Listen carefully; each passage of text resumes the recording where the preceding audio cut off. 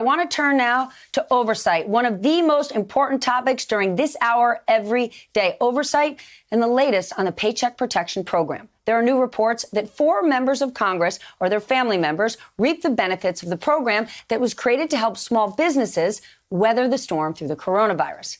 But we may never know the truth. We may never know exactly who got the money or how much. Why? Because Secretary Mnuchin has changed course and now says that they will not release the names of the companies that received loans, which account for more than $500 billion. To put this in perspective, this is the largest distribution of taxpayer money in our country's history, and we have no transparency into it. I want to bring in somebody who has been fighting for that transparency, California Democratic Congresswoman Katie Porter. Congresswoman, let's be honest. Are you actually shocked about this? Am I shocked that we don't have the data? No. But am I giving up, Stephanie, and saying things like we may never know? I'm going to know. I'm going to stay on this until the American public gets the information that they need and that I need as a lawmaker to assess who got those PPP funds and whether it really worked to save American jobs. I'm going to be in this fight for the long haul, and there's nothing stopping Secretary Mnuchin from making that data public today or tomorrow. But until he does, I'm going to stay on this. I hear you, so am I. But there was also nothing stopping Democrats before they signed the CARE Act, knowing this administration and what they do in terms of transparency, to demand this type of information be given out, as every other SBA program in our nation's history has given this information. Was that a mistake to sign that bill before this happened?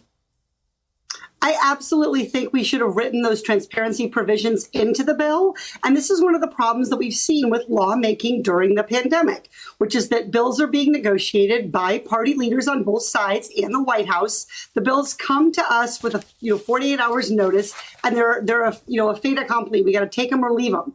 So look, Congress can keep acting. We're voting. We can remote vote. We're going back. I'm going back to Washington next week in order to vote. And I have a bill, the Paycheck Protection Program Transparency Act, which would give us all of the data we need. The names of who got these loans, how much they were for, what industries they went to, whether they went to minority businesses, what geographic areas benefited. And then we can assess how well these programs worked, as well as detect and do something about any cases of abuse or fraud.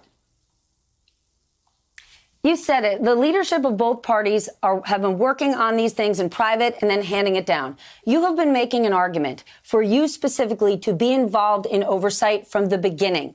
The oversight committee that was created for the CARES Act still doesn't have a chair. Has Speaker Pelosi been receptive to your overtures to want to be more involved?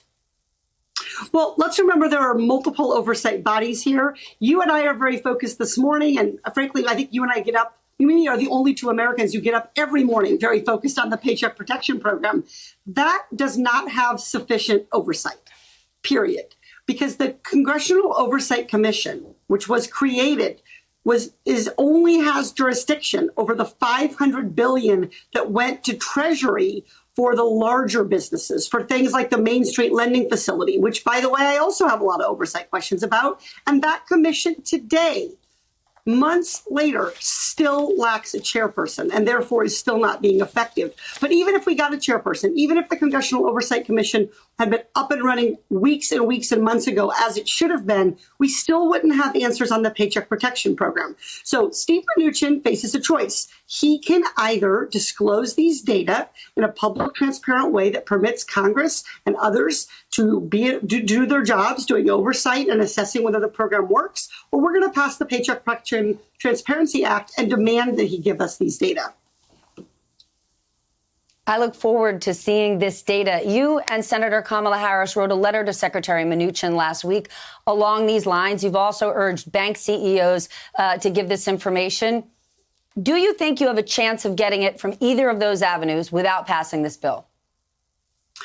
I think the best thing to do here is to see the federal government, the administration, make the data public and provide guidance on what they want to get from banks. It's very hard for any individual bank to act in this context. There are going to be concerns about what am I supposed to be giving out? What am I supposed to be keeping private? But Secretary Mnuchin's argument, I hesitate to even call it an argument because it's just wrong. Secretary Mnuchin's suggestion that he can't disclose this information is just dead wrong. It's something that he could change tomorrow, and he could simply direct the banks to disclose this information. But I actually think he has it in the Treasury has this information. It doesn't need anything else from our lenders. The Treasury just needs to step up here and do their job. And if they don't, Congress is going to act, and I'm going to stay on this bill until we get these data. This is $650 billion taxpayer dollars, and these aren't even traditional loans we're talking about. They're going to be grants. They're going to be free money. We deserve as taxpayers and as lawmakers to know who this money went to and if it's effectively helping